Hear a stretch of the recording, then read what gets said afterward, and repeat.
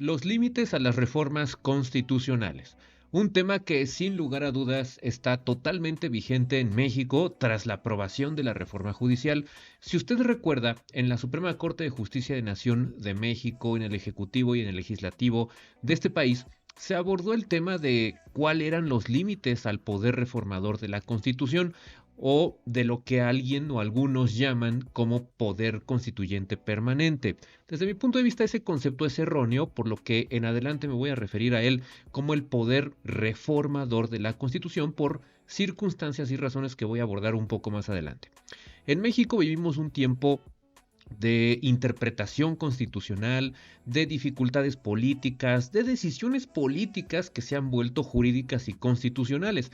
Entonces, en un ambiente así, es bien importante que usted sepa que es importante y es de valorar, vaya, para no ser tan reiterativo, que los abogados abordemos este tipo de temas que impactan directamente en la sociedad. Es decir, el tema de hoy siendo los límites a las reformas constitucionales aplicables en México, tiene que ser algo que debemos explicar los que ejercemos esta profesión, porque hay gente que tal vez no estudió esta carrera y está un poco confundida y tiene dudas respecto de qué puede hacer el Estado, qué puede hacer el gobernante, la autoridad con el poder político que ha concentrado respecto de la Constitución que legítimamente se instauró el 5 de febrero de 1917 en términos de su propia promulgación y publicación. Pero el constituyente recuerde que es de 1916. Dicho lo anterior, decidí abordar este tema de los límites a las reformas constitucionales, toda vez que yo siempre le he platicado en este canal de YouTube que conviene mucho viajar. Y mire, acabo de volver de España y en una de mis librerías preferidas acabo de adquirir un libro que se llama La Reforma Constitucional, Procedimientos y Límites de Javier Tajadura Tejeda. Y fíjese que a propósito lo estoy leyendo justamente, aquí lo estoy mostrando en la pantalla para que usted lo pueda ver y en todo caso lo pueda adquirir si es que así lo desea. Y es importante decir que pues viajando uno conoce muchas cosas y trata de ver qué se puede traer a México, sí materialmente, pero también en términos de ideas, en términos de contenido, y siempre que viajo hago este tipo de cosas porque creo que es algo muy positivo que te pueden dejar los viajes. Y en ese sentido, leyendo este libro, decidí abordar este tema porque me parece de absoluta vigencia los límites a las reformas constitucionales y bueno, pues ese es el tema que vamos a abordar hoy justamente. Le recomiendo que vaya a los capítulos que le voy a dejar aquí abajo para que usted vaya a alguno si es de su interés y que se quede hasta el final de esta transmisión, toda vez que creo que para que usted lo entienda bien, tiene que quedarse toda la sesión, que lo voy a tratar de hacer lo menos extensa posible y lo mejor comprensible posible para que esté al alcance de la mayoría de las personas. Así es que sin más, voy a comenzar con esta transmisión desde el principio, literalmente como debe ser, vaya. Y aquí está los créditos, evidentemente, el título, los límites a las reformas constitucionales, obviamente adaptado al caso mexicano, ¿verdad? Como clase abierta, y aquí está justamente la fuente basado en la obra de Javier Tajadura Tejeda, La Reforma Constitucional, Procedimientos y Límites, un estudio crítico del título décimo de la Constitución de 1978 de España. Pero bueno, lo que aquí su servidor, el suscrito, ha hecho ha sido atraerla hacia el caso mexicano para que usted pueda comprenderlo correctamente. Así es que el contenido de la plática de hoy va a ser precisamente el que está viendo en la pantalla. Primero vamos a ver una pequeña introducción. Después vamos a ver los límites o los tipos o clases de límites que hay en este poder reformador, o sea, ¿qué puede reformar el poder reformador, valga la redundancia? ¿Y cuáles son esos límites justamente? ¿Qué son las llamadas cláusulas de intangibilidad? ¿Cuáles son los límites materiales implícitos universales? Casos en la Constitución mexicana que iré abordando a lo largo de la presentación y por último abordaré algunas conclusiones. Bueno, primero que nada, esta introducción consiste en que me gustaría traer como ejemplo precisamente la reforma al Poder Judicial de la Federación que se dio el año pasado, 2024, en términos básicamente de que se aprobó que los jueces y autoridades judiciales en general, magistrados y ministros también, se eligieran a través del voto popular. Esta es una reforma controversial cuyos streams y análisis hemos hecho en este canal de YouTube. Le recomiendo que si quiere ver el análisis o los análisis que hemos hecho de dicha reforma, vaya a los canales, a los videos en vivo de este canal de YouTube para que usted pueda ver mi postura concreta. Total que se aprobó esta reforma, se ha empezado a implementar y llegó hasta la Comisión Interamericana de Derechos Humanos y después probablemente llegue a la Corte Interamericana porque pues evidentemente que el debate ha sido tan intenso que se ha puesto en la discusión de si trastoca o no algún límite a las reformas que pueden hacerse a la Constitución. Y usted me preguntará por qué. Me preguntará por qué traer este ejemplo de la reforma judicial en el tema de los límites a la reforma constitucional o a las reformas constitucionales. Y la principal pregunta que nos debería surgir es, bueno, para responder eso, ¿cuáles son los límites a las reformas? Yo no puedo responder si primero no explicamos cuáles son los límites que tiene el poder reformador a la propia Constitución. Porque lo que sí es verdad es que la reforma judicial, como ejemplo de esta sesión del día de hoy, pues deja dudas respecto de si se mantiene independiente el Poder Judicial o no, y ahorita va a ver por qué. Deja dudas respecto de quién va a financiar a los candidatos a ocupar cargos judiciales. Y alguien me podrá decir, legítimamente, que está prohibido el financiamiento de este tipo de candidatos como dice la reforma. Sin embargo, usted sabe que en los hechos materiales, el que algo esté prohibido no quiere decir que no ocurra. Cuando el legislador o el constituyente, o mejor dicho, el poder reformador de la Constitución, deja abierta la puerta a cuestiones no citadas, no reguladas, evidentemente que puede pasar cualquier cosa, sobre todo en temas políticos.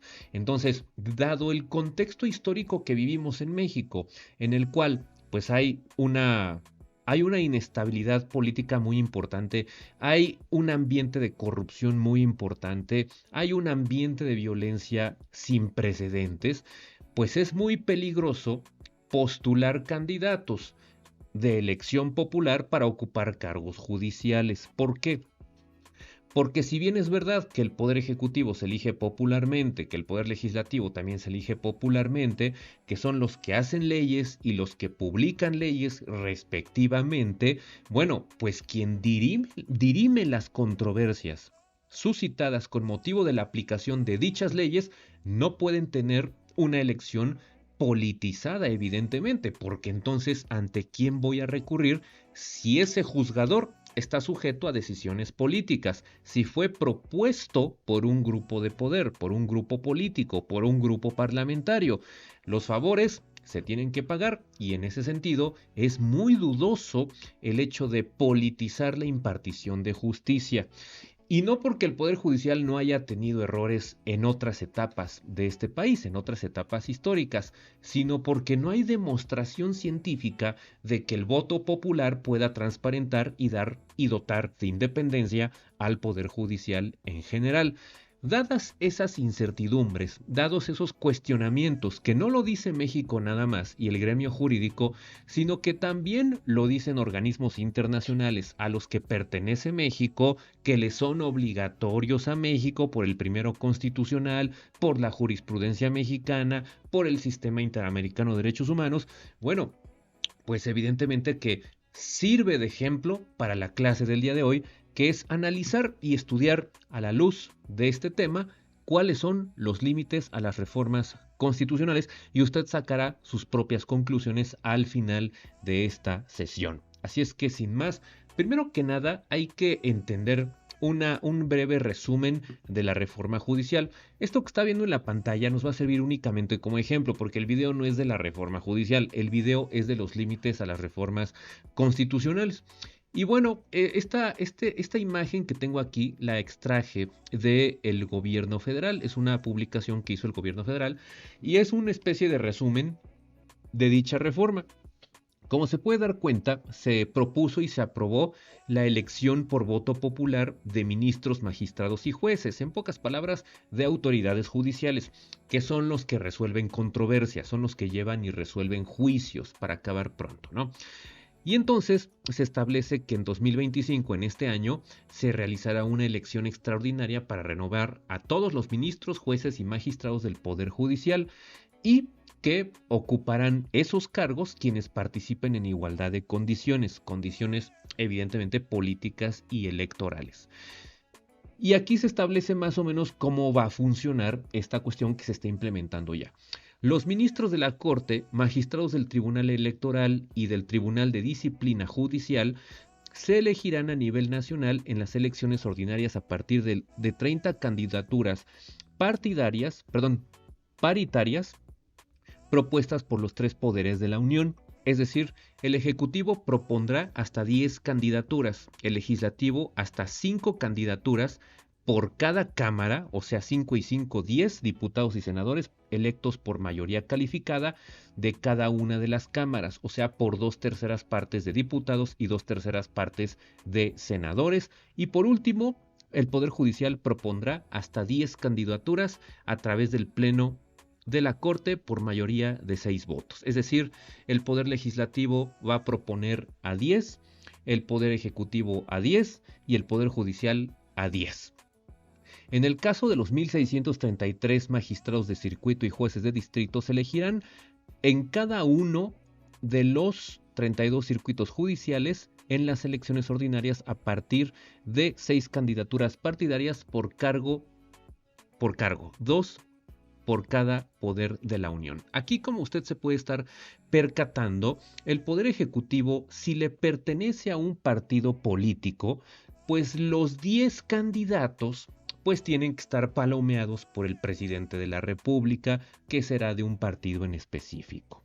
El Poder Legislativo, si tiene mayoría en las cámaras, un partido o fracción de poder, pues ¿qué cree usted que va a pasar? Evidentemente que van a estar palomeados todos los candidatos para que el que quede, de todas formas, esté palomeado por ese grupo parlamentario, por ese grupo de poder, por ese grupo económico. Y lo mismo respecto del Poder Judicial. Es decir, aquí como se está dando cuenta, los poderes de la Unión tienen una plena injerencia en lo que es el Poder Judicial. ¿Por qué? Porque desde el hecho de que me digan que van a proponer a los ministros de la Corte, a los magistrados del Tribunal Electoral y a los de disciplina, que son los que van a ver las amonestaciones, sanciones y destituciones de autoridades judiciales, pues imagínense, aquí auténticamente uno está interviniendo en el otro, está proponiendo, pero al final del día los que queden estarán previamente aprobados y palomeados por quienes les hayan propuesto. Entonces aquí fue donde surgió inmediatamente la inquietud de decir, oye, pues es que en realidad hay una intervención directa, porque el que quede viene palomeado. Entonces esa era la cuestión. Y aquí fíjese lo que son las cosas. Antes de esta reforma judicial, los ministros se elegían por terna presidencial, el presidente proponía 3 personas y el Senado únicamente votaba por mayoría calificada por uno de esos 3 y finalmente ese votado era designado ministro de la Corte. Oiga, podía pasar lo mismo que usted está diciendo de que si el presidente es de un partido y el Senado tiene mayoría de un partido, bueno, pues iba a pasar lo mismo. ¿Cuál era la diferencia? Que evidentemente en este caso solo participaba el presidente y solo participaba el Senado de la República, que es una cámara del Poder Legislativo Federal. Y en ese sentido, bueno, pues por lo menos había una cuestión de designación del legislativo, pero ahora va a ser a través de elección popular. Y eso es lo que preocupa toda vez que, pues, se está concentrando el poder de designación por quien tenga mayor representación. Si es un solo partido, pues estamos dejando en manos de un solo partido esa designación y esa elección de autoridades judiciales, ¿no? Entonces, bueno, ese es el panorama y de aquí surgió la principal problemática de este asunto precisamente, de si se estaba atacando y se estaba trastocando la independencia judicial o no se estaba atacando. Y bueno, en ese sentido, dejemos la reforma judicial únicamente como ejemplo porque le va a servir mucho para interpretar y comprender este tema. Primero que nada hay que decir que los límites a las reformas constitucionales se dividen en tres. Primero son formales, temporales y materiales. Primero hay que entender que la Constitución es el documento político y jurídico supremo de una democracia constitucional. Una constitución no existe necesariamente en cualquier tipo de estado. Una constitución existe básicamente en los estados democrático-liberales. En estados totalitarios, en estados absolutos, monarquías absolutas que ya casi no existen, y en otro tipo de regímenes, las constituciones, si bien pueden llegar a existir, pasan a segundo plano y el poder se concentra en una persona o en un grupo de poder. En una democracia liberal, la idea es que el poder político se vea limitado por la Constitución. Es decir, es importantísimo que usted entienda que el pueblo, si bien es el soberano en una democracia constitucional, es verdad que dicha soberanía se debe ejercer a través de los poderes constitucionalmente instalados e instaurados. Porque si la soberanía la ejerciera el pueblo directamente, sin los poderes constitucionalmente instaurados, lo que ocurriría sería un movimiento prácticamente revolucionario que estaría destruyendo y dejando sin efectos o nugatoria a la Constitución. Por eso, el binomio tiene que estar siempre en el mismo sentido. Soberanía a través de los poderes de la Unión, pero nunca soberanía sola. Y tampoco poderes de la Unión solos, sino siempre este binomio van de la mano, soberanía y poderes de la Unión. Una se ejerce a través de los otros. Sin esto usted no va a comprender los límites, porque justamente el poder que reforma la Constitución proviene del pueblo, proviene de la soberanía. Y el poder reformador, si usted lee el 135 constitucional en México, verá que está compuesto por el Congreso de la Unión bicameral y por la mayoría de los congresos locales. Esto significa y demuestra que el pueblo ejerce su soberanía solamente a través de los poderes constitucionalmente instaurados. Por eso no es cierto eso de que el pueblo tenga un poder ilimitado. No es cierto, porque bajo ese argumento se han instaurado los peores sistemas más tiránicos, autoritarios, absolutos de cualquier país o estado del mundo. Entonces, ante esta situación, nos encontramos frente a la necesidad de limitar al poder constituyente reformador o al poder reformador, ¿no? Que le digo que me gusta más decir al poder reformador porque no es constituyente. En ese sentido, ¿qué límites les vamos a poner a ese poder que puede modificar la Constitución? Bueno, pues en palabras de Javier Tajadura, serán límites formales, temporales y materiales. Primero que nada vamos a hablar de los límites de carácter formal. Los límites formales, como se está dando cuenta usted aquí en la presentación, significa respetar el procedimiento. Siempre que hablemos de formalidad en términos constitucionales, nos referimos al proceso, a los pasos que tiene que seguir, al procedimiento que tiene que seguir algo para ser emitido. Por ejemplo, una ley, cuando hablamos de que formalmente fue bien emitida una ley, me estoy refiriendo al proceso legislativo. Entonces, formal se refiere al procedimiento que exige la propia Constitución para ser reformada. Es decir, el límite formal al poder reformador de la Constitución está en el 135 constitucional, que establece el mecanismo, el procedimiento, la vía, los pasos, las instrucciones para modificar la Constitución mexicana, que es como lo acabo de decir. En ese sentido, ese es un límite. La Constitución no puede ser reformada bajo otras condiciones o circunstancias, salvo lo que expresamente diga la Constitución. La regla general, en consecuencia, será que la Constitución mexicana solo se reforma a través del 135 constitucional, con algunas excepciones que no voy a tocar el día de hoy y que son eso, estrictas excepciones. Pero dicho lo anterior, es importante que usted sepa que ese artículo 135 constitucional en México es un límite formal porque sin ese procedimiento no puede nadie, ni siquiera el pueblo de México, reformar la Constitución. Afirmar lo contrario sería desconocer la Constitución. Y entonces, si usted desconoce la Constitución, desconoce el poder soberano del pueblo del 39 constitucional, porque está en la Constitución ese derecho del pueblo. Entonces se vuelve un círculo vicioso que no le va a convenir a nadie.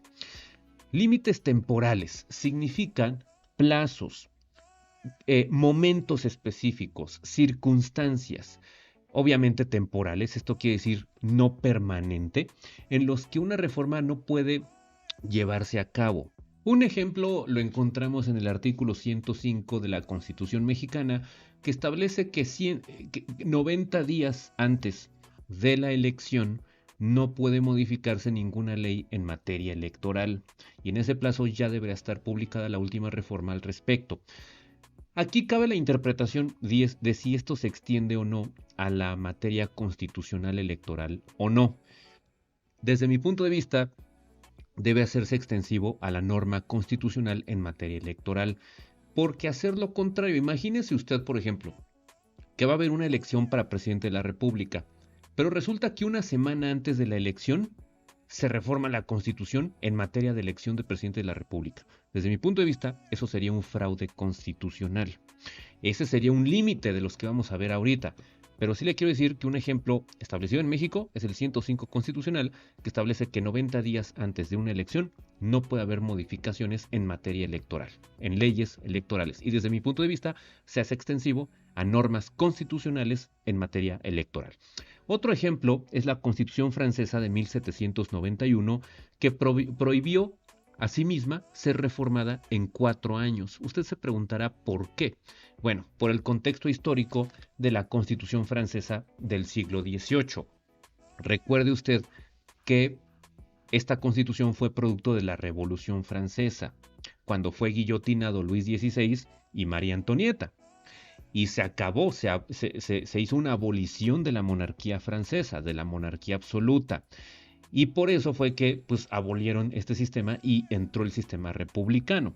Y después vinieron algunas cuestiones, pero vaya, a lo que voy es que, dado el contexto histórico de la revolución, se dio esta prohibición para no reformar la Constitución francesa del siglo XVIII en al menos 4 años.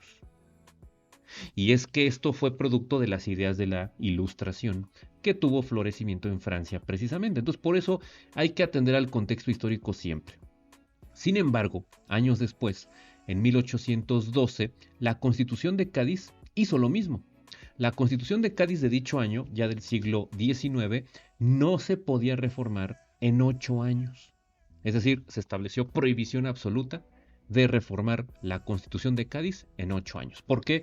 Por el mismo motivo. Recuerde usted que estamos en el siglo XIX, era finales del siglo XVIII, Revolución Francesa, Ilustración, y todas estas constituciones fueron directamente influenciadas por el pensamiento de la Ilustración francesa. Entonces, por eso fue que ocurrió eso, y ese sería un límite temporal.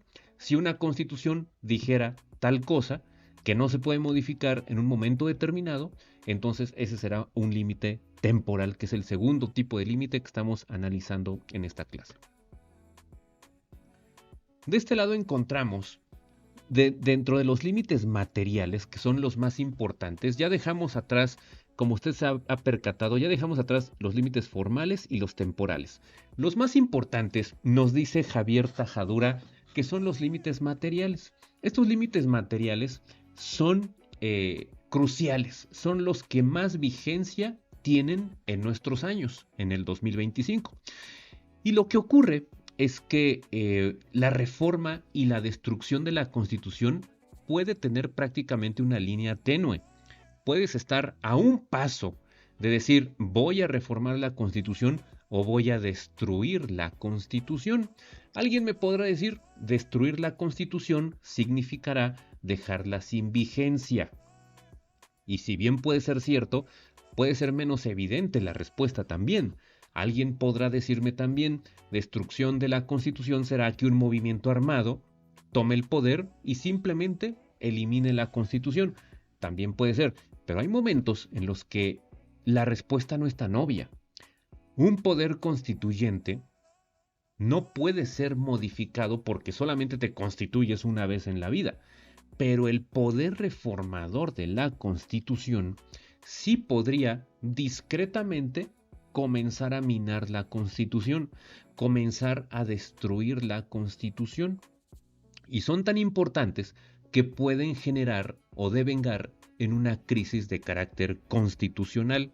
¿Qué significa una crisis constitucional? Una crisis constitucional significa que ante las diversas interpretaciones de la Constitución y de sus disposiciones generales y específicas, los poderes de la Unión y los organismos constitucionalmente autónomos toman actos materiales de desacato constitucional. Es decir, el desacato constitucional es una consecuencia de la crisis constitucional. Pero para que hablemos de crisis constitucional tiene que haber actos materiales, porque si solamente dijéramos que la crisis constitucional son diferentes interpretaciones, pues esto sería una mentira, porque entonces ¿dónde queda la doctrina? Entonces hemos tenido crisis constitucionales desde toda la vida prácticamente, y esto no es así. Crisis constitucional no son diversas interpretaciones, son diversas interpretaciones que degeneran en actos materiales por parte del Estado, de la Unión, de los organismos constitucionalmente autónomos, por ejemplo, y en ocasiones hasta del propio pueblo. Y por último, implicará un desacato constitucional. Es un efecto dominó, un efecto cadena que tiene una gran importancia. Eso es destrucción constitucional. Y en ese sentido, podríamos hablar tal vez de una pérdida de vigencia de la Constitución. O bien, en otro escenario podríamos hablar de un simple cambio de paradigma. Y eso será una reforma constitucional. Y le voy a dar un ejemplo. En junio del 2011, en México, la reforma en materia de derechos humanos cambió un paradigma en el derecho mexicano, en el constitucionalismo mexicano. Eso fue una reforma constitucional que marcó un cambio de paradigma, un cambio de estudio del derecho. Y comenzó lo que Guastini llamaba constitucionalización del derecho, la eficacia de los derechos humanos, el bloque de constitucionalidad. Eso fue un cambio de paradigma derivado de una reforma constitucional. Estamos en el punto 1.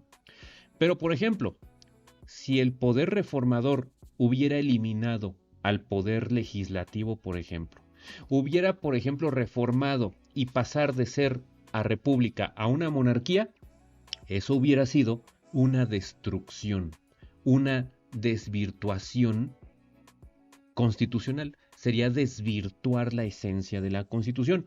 Y los dos fueron mediante cambios modificatorios.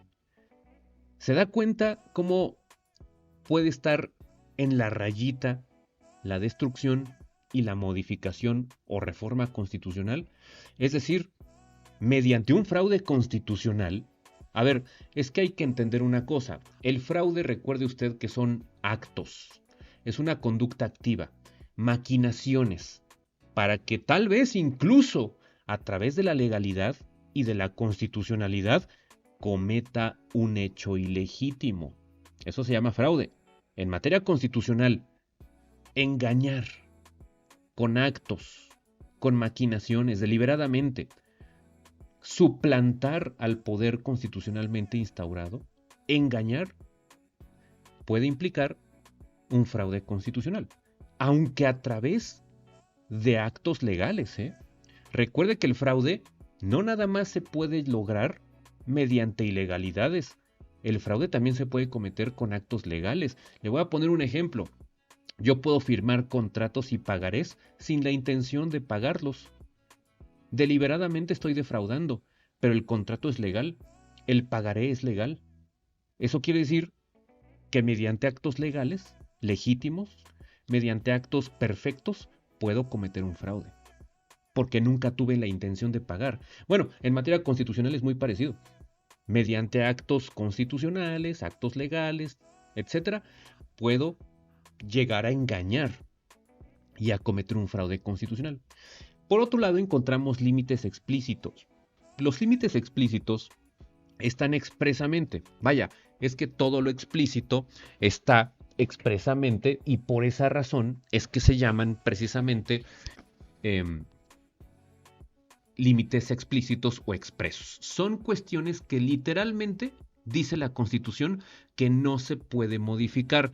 Por ejemplo, no es el caso de México, pero si una Constitución dijera, el artículo 40 y tantos, por ejemplo, relativo a la división de poderes, no se puede reformar expresamente, ese será un límite explícito, expreso, y se llaman cláusulas de intangibilidad. Quiere decir que no se pueden tocar. Quiere decir que no se pueden modificar mediante prohibición expresa.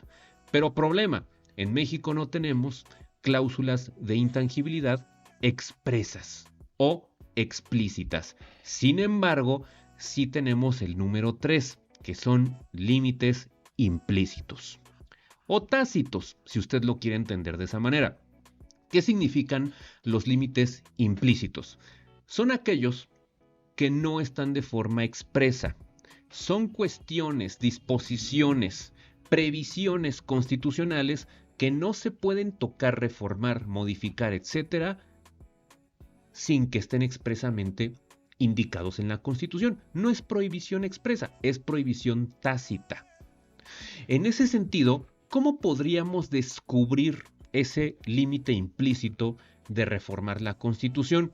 Bueno, tiene que ser mediante la interpretación armónica de la Constitución, pero además también de las convenciones y tratados internacionales, fundamentalmente en materia de derechos humanos. Es decir, yo para poder encontrar o localizar un límite implícito, no expreso, en la Constitución, para poderla reformar, tengo que interpretar toda la Constitución de forma armónica. Tengo que deducir los principios constitucionales democrático-liberales para poder encontrar y determinar cuáles son esas limitaciones implícitas. De otra manera, pues entonces, de manera cómoda, yo no voy a encontrar nunca límites implícitos, porque cualquiera diría, pues como la Constitución no prohíbe expresamente reformar la Constitución en determinadas disposiciones, luego entonces se entiende que sí se puede hacer, y esto no es así. Recuerde que para responder la pregunta, oye, ¿hay límites implícitos? Tienes que interpretar armónicamente la Constitución. De otra manera, no puedes encontrar dichas limitaciones implícitas. Y número 4, tenemos aquí límites absolutos y relativos. A ver, absoluto significa respecto del constitucionalismo actual. Por ejemplo, los derechos fundamentales. Tú no puedes reformar algo que tenga que ver con la Constitución si al hacerlo trastocas derechos fundamentales. Ese será un límite absoluto. Aquí no hay vuelta de hoja. Quiere decir que no admitirá excepción en términos generales. Si el poder constituyente estableció determinadas disposiciones en materia de derechos fundamentales, el poder reformador, además de por el principio de progresividad en materia de derechos fundamentales, no podría minar dichos derechos fundamentales. Ejemplo, hoy por hoy la Constitución mexicana establece el derecho a la protección de la salud. Imagínese que el día de mañana el poder reformador de la Constitución deroga dicho derecho fundamental en nuestra Constitución mexicana. Eso no se podría hacer. Ese es un límite absoluto. ¿Por qué? Porque como es un tema de constitucionalismo actual, los derechos fundamentales, simplemente Javier Tajadura nos dice será un límite absoluto. Por otro lado, los límites relativos admiten con mayor facilidad las excepciones y son cuando existe un contexto histórico determinado. Ahí le va el ejemplo. En el 2025 vivimos en la etapa, en el mundo occidental al menos, ojo, en el mundo occidental porque de pronto en Asia o en Medio Oriente o en África puede ser diferente. y tendríamos que estudiar el caso concreto. Pero al menos en Occidente, yo le quiero decir que las democracias liberales constitucionales establecen que los derechos fundamentales son la base de todo. Ahora, ¿pero qué pasa cuando hay un límite relativo? Por ejemplo, la monarquía en Bélgica. Bélgica es un país de Occidente, es un país de Europa Occidental, es una democracia constitucional que nadie podría dudar. Sin embargo, ¿qué cree? Existe monarquía en Bélgica. Ese es un límite relativo. ¿Qué quiere decir esto? Quiere decir, a pesar de haber monarquía, no es monarquía absoluta. Es una monarquía constitucional y al decir monarquía constitucional aceptamos la correcta coexistencia entre monarquía y derechos fundamentales, entre reyes y poder civil, entre el poder monárquico y el poder constitucional. Es más, el poder constitucional limita al poder monárquico, porque si no sería una monarquía absoluta. En ese sentido, cuando se refiere a una situación histórica determinada, será un límite relativo. Ejemplo, la monarquía en Bélgica. De este lado, encontramos dentro de los límites explícitos, o sea, imagínese usted una prohibición expresa, vamos a encontrar que tienen la enorme ventaja de que da lugar a menos interpretación. Si usted se encuentra un artículo que dijera, se prohíbe modificar la forma de gobierno.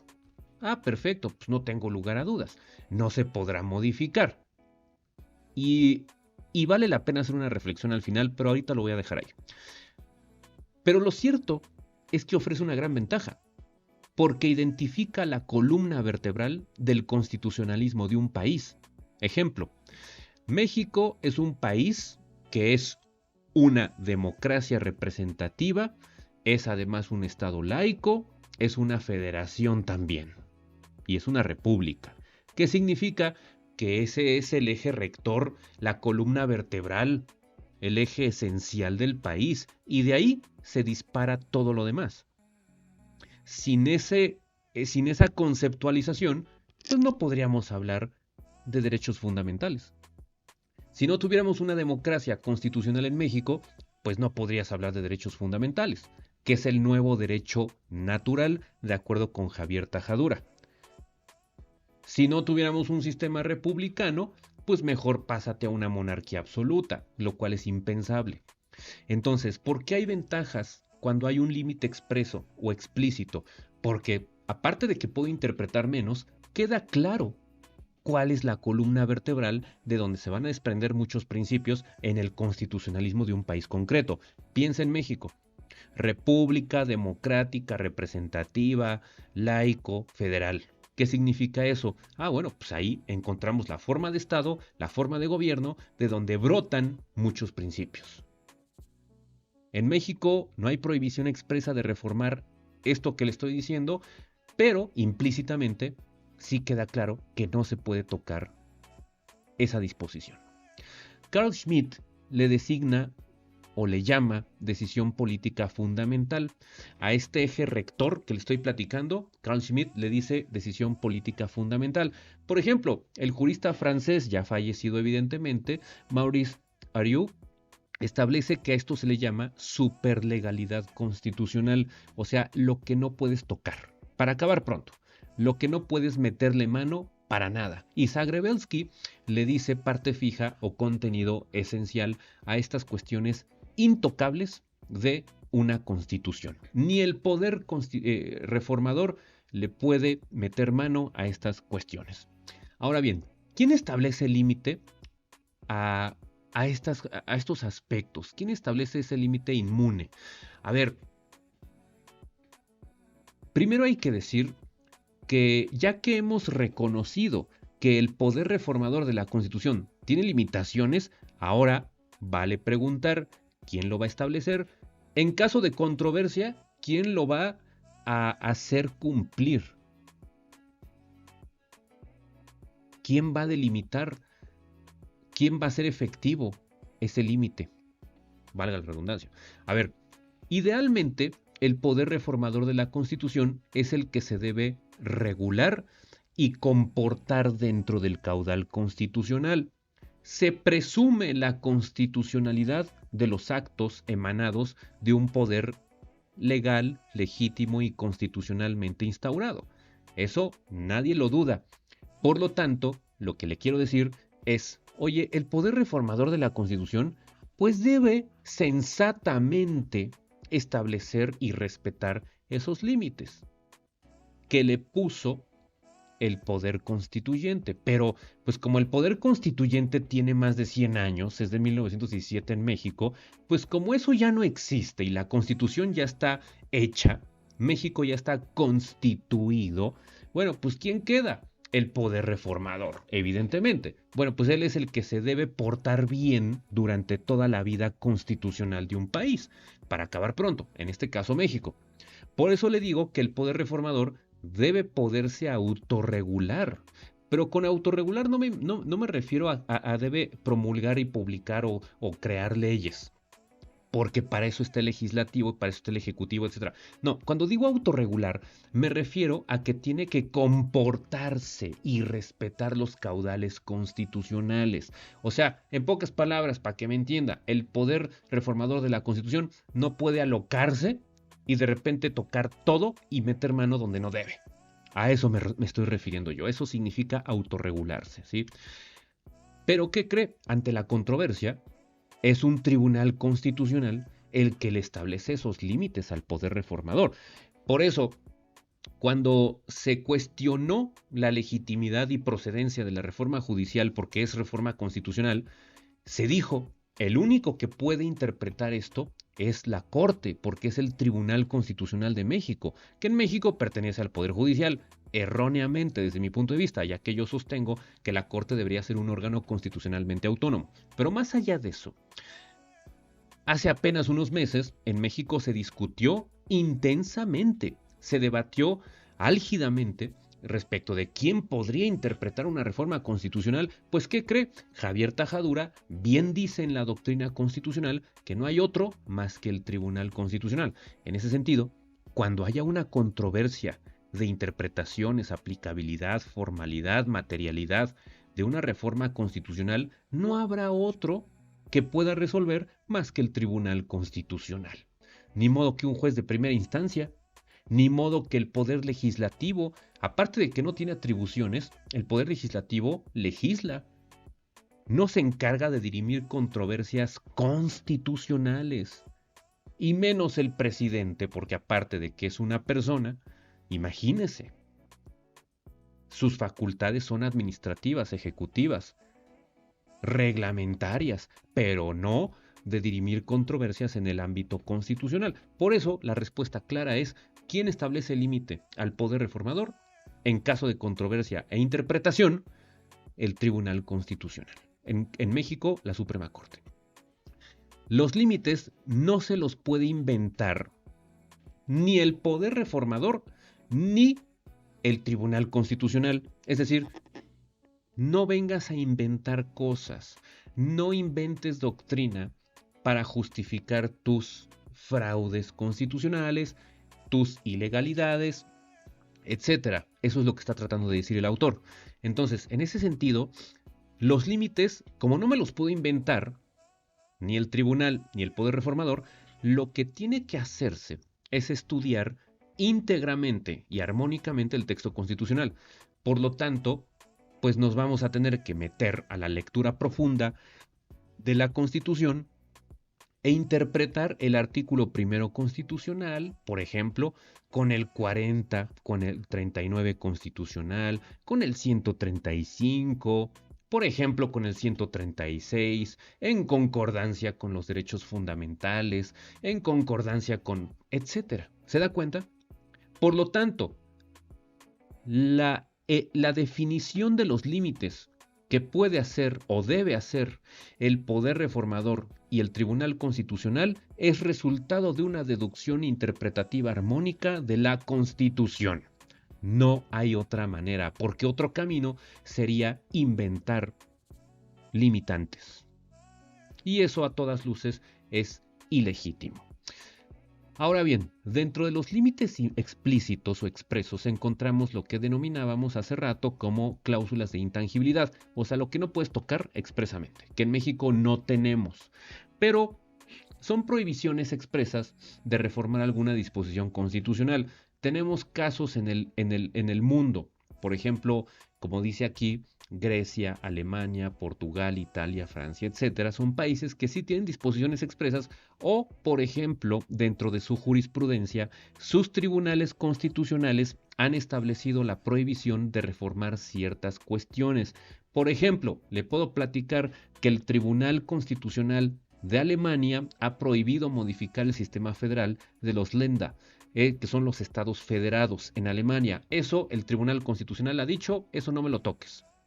Por ejemplo, el Tribunal Constitucional, la Suprema Corte en Italia, lo que ha hecho es decir, Italia no puede volver a ser un reino, no puede entrar al fascismo de nuevo, no puede heredarse el poder.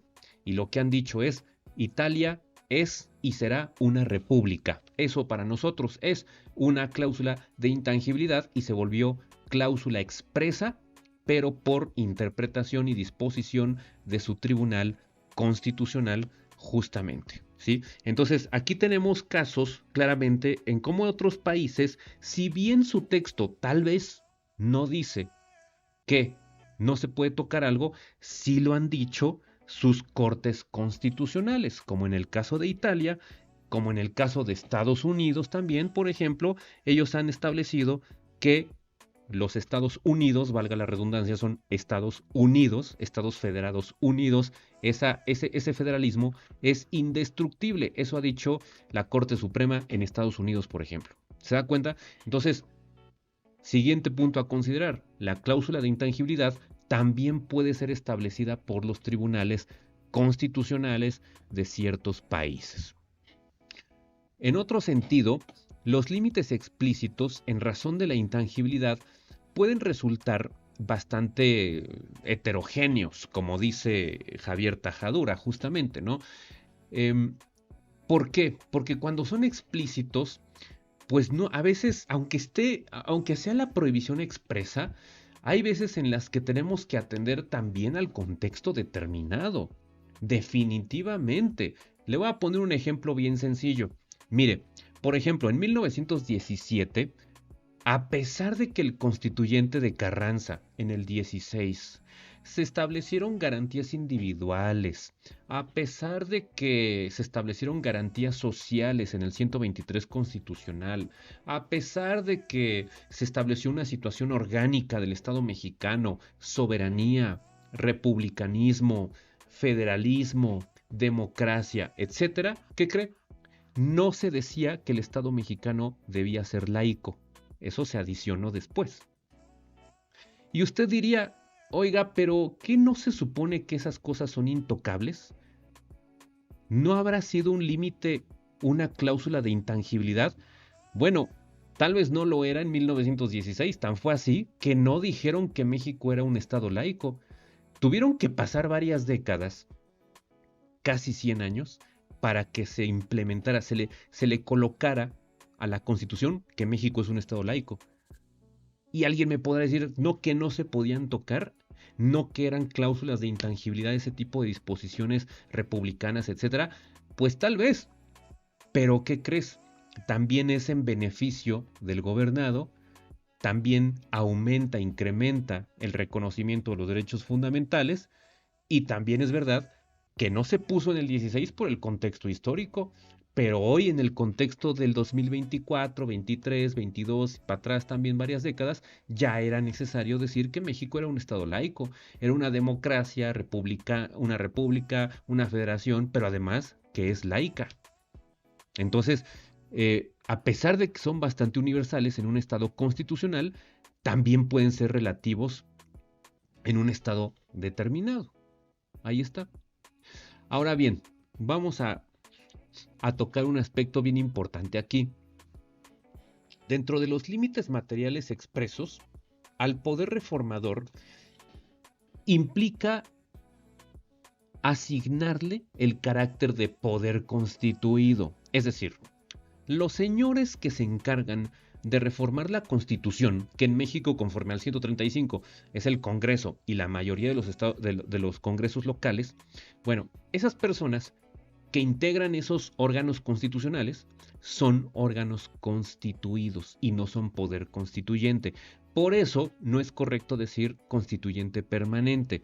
Lo correcto es decir poder reformador de la Constitución, porque el poder reformador de la Constitución es un órgano constituido. Y tan es así que está previsto en la Constitución, en el 135 constitucional.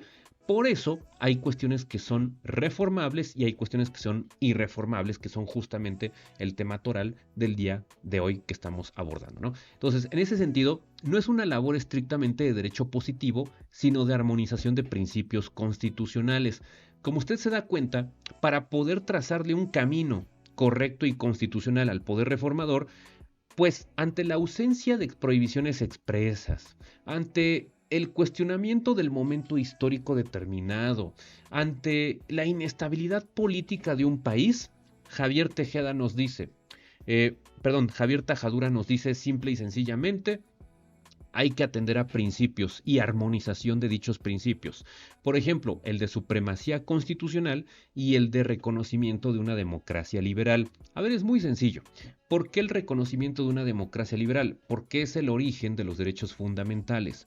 Es el origen de reconocer que el pueblo tiene el inalienable derecho de modificar su forma de gobierno, 39 constitucional, pero a través de los poderes constitucionalmente instaurados, 41 constitucional. ¿Y por qué liberal? Bueno, porque aparte de que son elegidos mediante voto directo algunos funcionarios, otros no, lo cierto es que de ahí brota, ahí es la fuente de los derechos fundamentales que son progresivos en este tipo de estados constitucionales, democracias liberales. Por esa razón es que eso nos lleva a afirmar que no hay otro lugar donde podría estar establecido estas prerrogativas sino en un documento constitucional. Luego entonces tendrá que ser supremo, que es el primer principio. Si usted entiende que la supremacía constitucional es tan importante hoy en día, va a entender todo el sistema de derechos fundamentales, porque los derechos fundamentales están previstos en nuestra Constitución, pero también en los tratados internacionales. Artículo primero constitucional, bloque de constitucionalidad. Ahí radica la supremacía constitucional. Quise mencionar primero el segundo principio, porque desde mi punto de vista, el origen de la supremacía constitucional, pues evidentemente que es una armonización de principios que vienen de las democracias liberales. Y se lo digo porque el concepto democracia liberal es anterior a nuestra Constitución. Y no hablo de la del 17, hablo de la de 1824. Viene de la Ilustración francesa, de la Revolución francesa. 1789, 1787, por ahí Constitución del 91, siglo XVIII en Francia, nuestra Constitución está hasta el siglo XIX, 1824. Entonces, el concepto de democracia liberal es anterior a nuestro constitucionalismo mexicano, por eso lo mencioné primero. Pero vaya, supremacía constitucional es bloque de constitucionalidad, artículo primero constitucional, y democracia liberal es reconocer la soberanía popular a través de los órganos constitucionalmente instaurados, y liberal porque de ahí le brotan derechos fundamentales que van progresando en razón del tiempo. De este lado, encontramos que el poder reformador, a ver, hay que hacer una diferenciación aquí bien importante. El poder reformador emite actos dentro del caudal constitucional para modificar la Constitución. Por ejemplo, imagínense que de pronto en México quisiéramos crear un nuevo organismo constitucionalmente autónomo. Bueno, el poder reformador, con toda legitimidad, si hay necesidad histórica, podría crear ese nuevo organismo autónomo y ponerlo en la Constitución, y entonces diremos que es un acto jurídico, esa modificación es un acto jurídico si fue dentro del caudal constitucional. ¿Siguió el procedimiento formal? Sí. ¿Se cumplieron los requisitos? También. ¿No trastocó una limitante de las que hemos estudiado? No, no la trastocó. Entonces pasa la prueba, pasa el examen y entonces diremos que es un acto jurídico perfecto que reforma la Constitución realizado por el poder reformador. Pero ¿qué pasa abajo? ¿Qué pasa cuando algo destruye la Constitución? Bueno, pues entonces hablamos de una revolución, de un acto revolucionario. Y nuestra Constitución, le quiero decir que no reconoce el derecho a la revolución. Si usted tiene dudas, revise el 136 constitucional que le pone candado y dice: desconozco cualquier movimiento armado que deje sin vigencia la presente Constitución.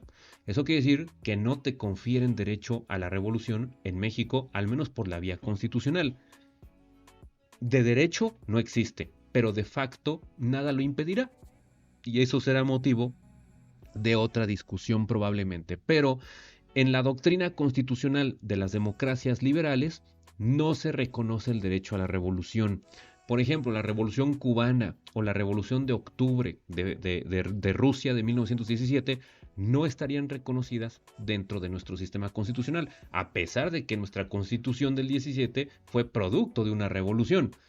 Entonces, en ese sentido hay que tener mucho cuidado porque hay juristas, hay politólogos, incluso he escuchado gente que piensa que el derecho a la revolución sí existe en México, y esto es falso porque sería un contrasentido de una democracia liberal y de una democracia constitucional, ¿sí? Entonces hay que tener cuidado con ese aspecto. Límites materiales implícitos universales. A ver, estos ya los habíamos anunciado y hay que decir lo siguiente: las constituciones limitan y legitiman al poder. Ya lo dijimos, una revolución lo veo complicado, aunque voy a aceptar que podría llegar a ocurrir. Muchos, muchos estados nacen con base en revoluciones. Esto no lo podemos desconocer.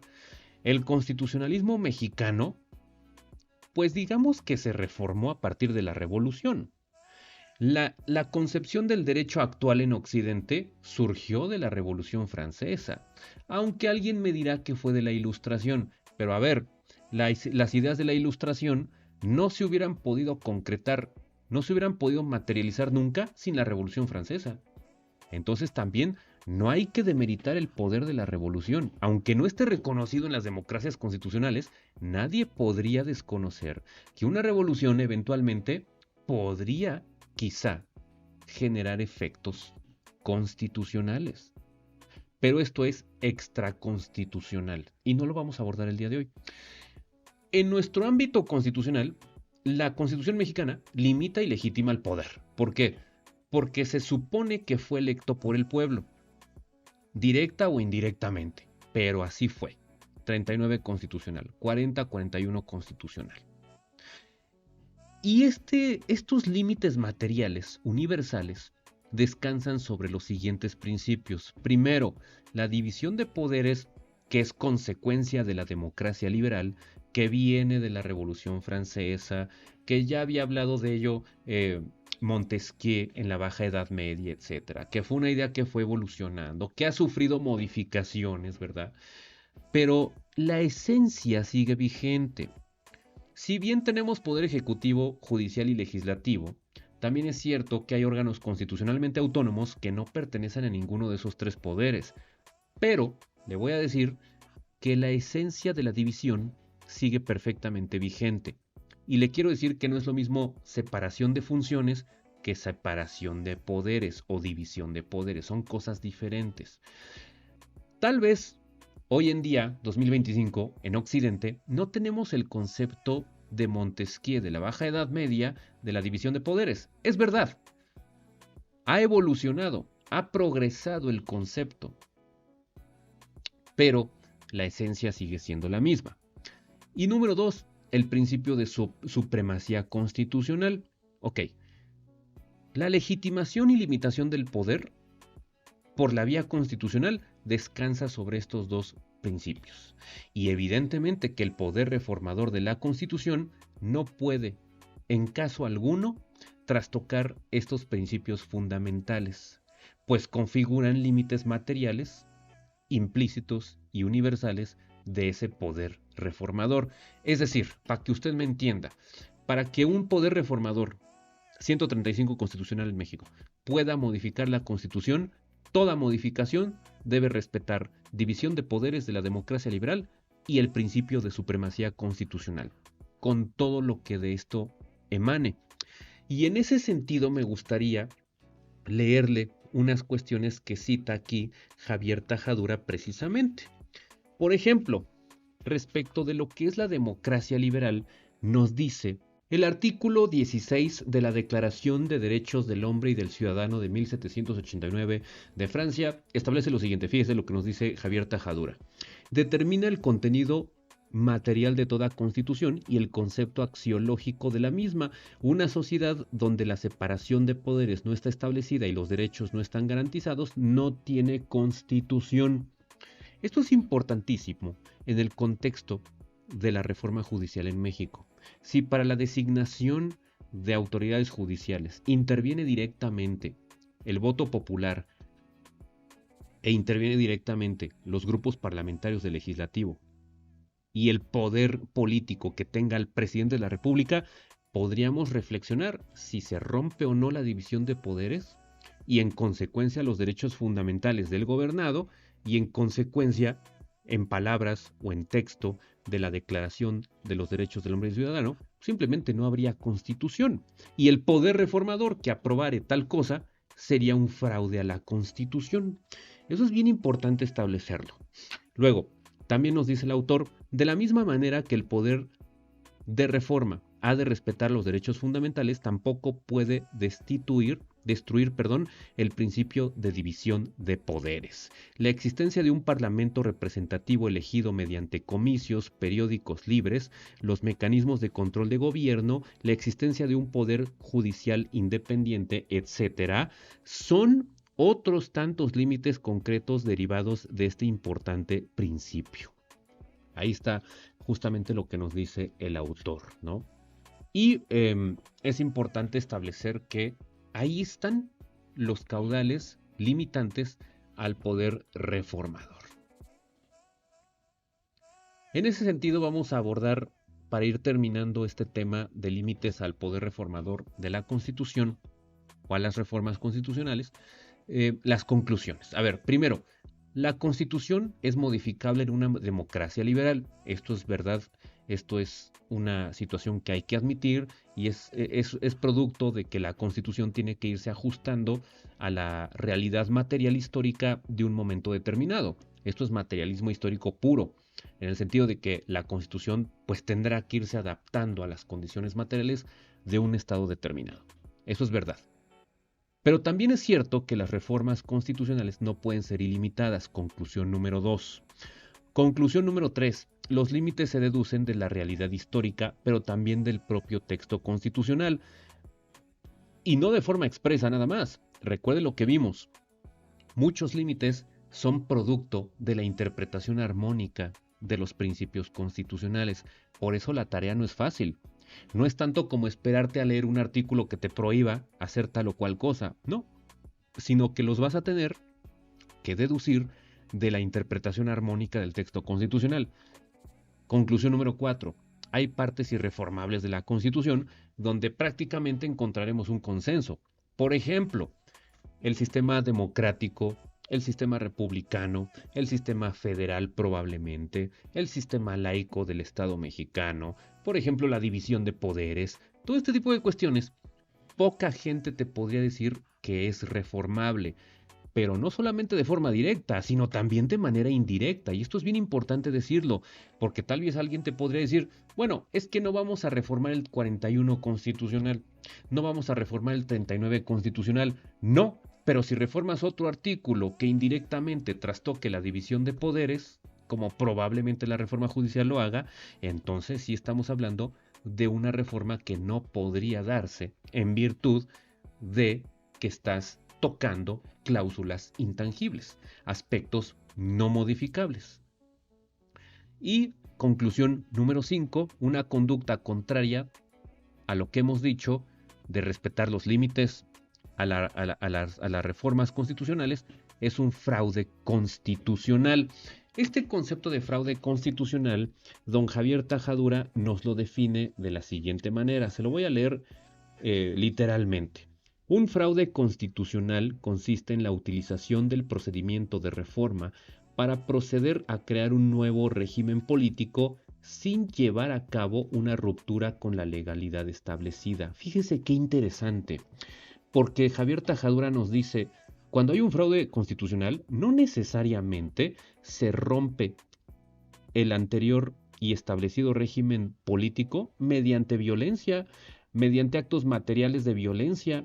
No, te dice que puede ser manteniendo la legalidad establecida.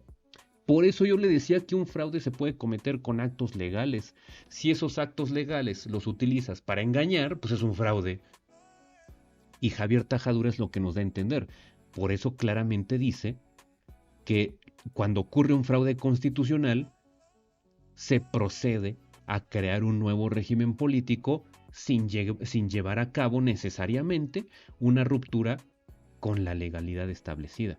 Y esto es bien interesante porque cualquiera podría creer que el fraude constitucional solamente operaría mediante la violencia, el uso de las armas, un bombazo, no sé, asesinar al presidente, cualquier cosa así extrema. Y no, el fraude constitucional se puede dar mediante actos legales.